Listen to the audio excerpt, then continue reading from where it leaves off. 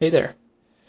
Um, as you saw by the title, today I want to talk about people again. Well, that's what I was talking about, but I want to talk about an aspect of people, of humans, really, um, something that we can't ever really shake.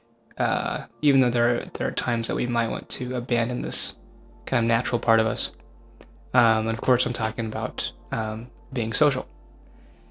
And people always say people are social animals, and we are. Um, and I was thinking on this today because I was reminded of um, a passage I had written in my notebook last year, in my journal last year, which my journal from last year is almost exactly 1 year long.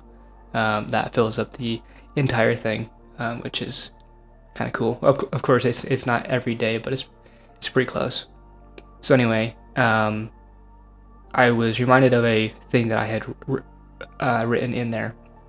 And this was during a particularly lonely part of last year, where I didn't really have anything social going on. I didn't have anybody that I was really consistently hanging out with, or anybody that I would really consider a friend that was near me. And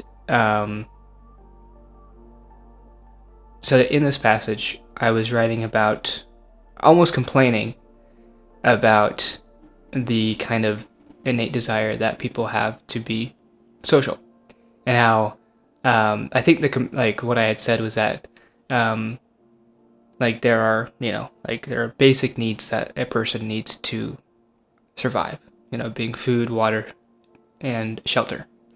But that um, as we grow up, we develop a fourth, which is to be social or to have human connection. And so in this passage, I don't know if I was so much complaining about it, but just more observing that. Um, and but there are points where, and I've had points where I do kind of want to complain about that, or I wish I didn't have that, feeling, because then I wouldn't be as, lonely when I'm not in the company of other people. And so this is just something that I was thinking about today, and how it's easy to get into a jaded mindset with people if you have a negative experience. And just when things aren't quite going your way on a social level, that you feel like you need to be at a certain point socially. And you're not seeing yourself get to that point, or you feel that other people are in your way, and it's not sustaining you on a social level where you feel fully alive, and that's where the loneliness comes from. And heartbreak and loneliness can literally make your health worse. And so it's an interesting thing to think about, that this is almost as much of a requirement for us to survive as it is for us to drink water, in a mental state. Like, of course, if you don't drink water for a few days, you're probably gonna die. But this is more so that your mind starts to lose itself, or your mind starts to break down if you don't have that social contact for a long enough time. Of course, that can be a very, very long time. A lot of people spend many years by themselves, completely cut off. But the next time that you see, like if you've known anybody who has gone off or has been alone for a very long time, when they attempt to socialize again, it's very hard. It's almost like there is a therapy. It's like a physical therapy, but for socializing. Like, you have to ease your way back into it, and you have to relearn all of these skills. It's the same thing as if you're as if you had a really bad injury, and you need the physical therapy to kind of get back onto your feet and be able to move that limb or whatever it is properly. And so socialization is literally like a muscle and a skill that we have to continually train and continually refine. And it's something that we need to learn, because to get anywhere, we are going to have to get somewhere by talking to other people. So we have to learn all of those skills. And you can literally feel the disconnect, which is the feeling of loneliness from that. And so this is an interesting thing to think on when you're in a lonely state. That loneliness is almost like a deprivation of this thing that your mind knows that it needs to grow, So, and that's not to say that you should feel guilty about being alone or being lonely, because everybody is at that point at some point.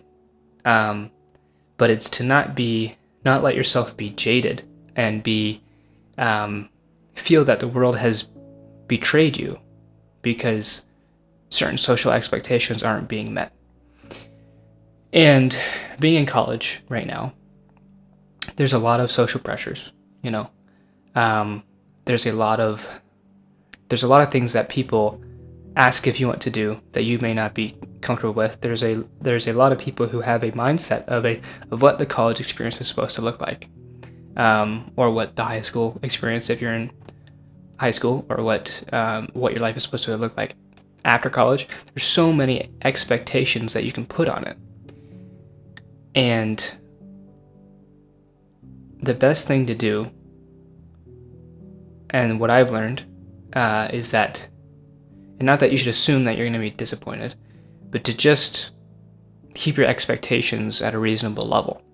And it's easy to hear stories of like, oh yeah, I went to college and I did this and this and this. And then you get there and those things aren't immediately happening. And you're kind of like, why aren't I, living this story that I've heard? And things often go a lot slower than you think that they are going to. And this kind of ties into the thought that I had about time yesterday. But the time is going to keep passing. And if you are living in this expectation world that you want these things to happen, I mean, they can if you make them happen. But you can't expect them to just happen just because you're in college now, just because you're out of college now, just because you're in high school now, wherever you are in life. If you go into it with, okay, well, this is what happened to this other person, so that's probably what's going to happen to me, but then it doesn't, and it's a realization that there's a different path for everybody, and no one path is going to look exactly the same. So to tie it all back to being social, having that same idea, going into social things, going into the expectations that you have for yourself socially with that same mindset that say, hey, I'm going to be at a different pace than all these other people who may, already be, dating somebody or have a ton of friends, and you feel like you're supposed to be having that life too because you're the same age, you're in the same point in life as they are. Don't. It's going to be different. It's going to be your own thing. And that's what's great about it, is that you are the main character of your own story. Which, if you take that to too high of a degree, that can be bad, because that can kind of be selfish. But think of it in a more of a pull yourself up kind of stance, that your story is unique to you. So go out and write it yourself. Don't try to copy off of someone else's paper. Write it for yourself and realize that those plot points aren't going to always happen at the same time as everybody else. So it's a lesson in patience. It's a lesson in acceptance. And just remember, we are social animals. but don't let that, define how you look at yourself on a social level. I guess what I'm trying to say. So yeah, kind of a ramble, but that's what I've been thinking on today. So let me know what you guys think. And yeah, that'll be it for now. I'll see you in the next one. Bye.